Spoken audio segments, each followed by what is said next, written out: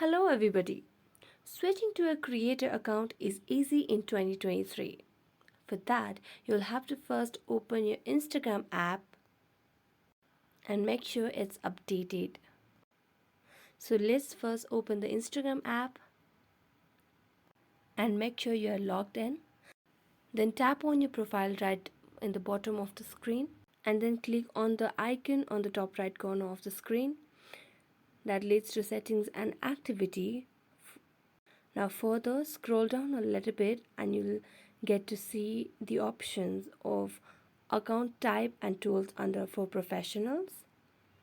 Here you have the option of switching to professional accounts, so click on that. So you have been given a lot of options. Now click continue.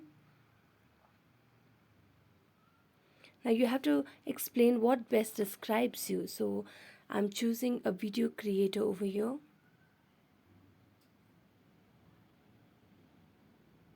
Now here's options of switching to a professional account.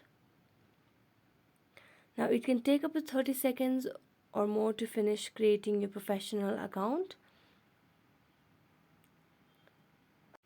And that's how you can an Instagram creators account. Thanks for watching.